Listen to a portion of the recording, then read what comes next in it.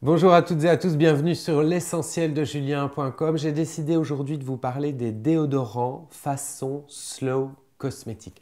Les déodorants posent un problème aujourd'hui dans les rayons. Ils contiennent soit des sels d'aluminium, soit des ingrédients qui sont un petit peu douteux quand même pour la santé et notamment pour la santé endocrinienne, la santé de vos hormones. Alors, la Slow Cosmétique, elle a des solutions à vous proposer et je vous propose de faire un panorama assez rapide de ce qui existe. Tout d'abord, il y a la solution du spray aromatique. L'eau de toilette peut servir de déodorant. C'est une eau de toilette à ce moment-là qu'on a fabriquée soi-même avec de l'alcool, de l'hydrolat et un petit peu de glycérine.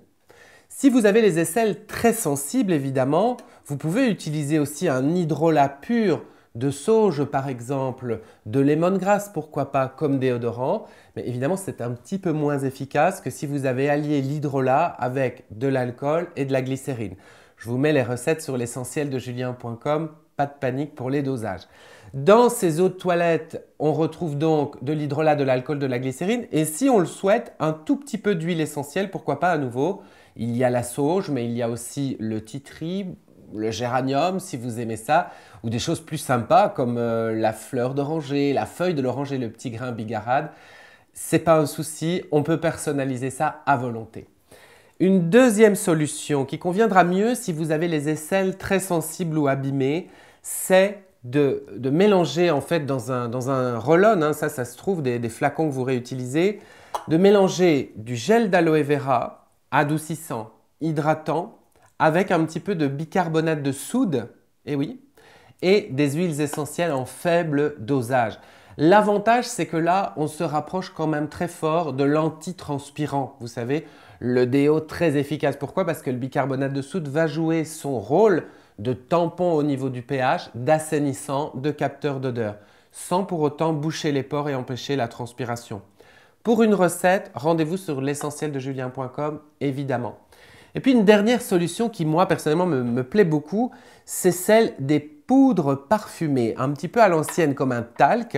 On peut utiliser soit de l'argile blanche, soit de la farine de tapioca, oui, que vous trouvez en magasin asiatique. Ce sont des poudres très très fines hein, qui sont vraiment proches de la poussière. Regardez plutôt.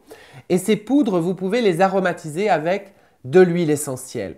Alors à ce moment-là, il faudra travailler au pilon, hein, il faudra compter un certain nombre de gouttes d'huile essentielle à répartir dans la poudre, argile et tapioca, et on travaillera cette poudre au pilon avant d'utiliser pour l'application soit un pinceau kabuki que vous allez recycler, soit, pourquoi pas, une petite houppette également que vous pouvez utiliser comme ça sous les aisselles tout en douceur.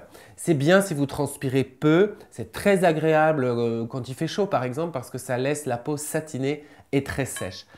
Voilà, vous n'avez plus d'excuses pour avoir recours aux déodorants non naturels. Vous avez tout ce qu'il faut dans l'assortiment de la Slow Cosmétique. Je vous retrouve bientôt sur l'essentiel de Julien.com ou pourquoi pas sur slowcosmetic.com pour un shopping beauté qui a du sens.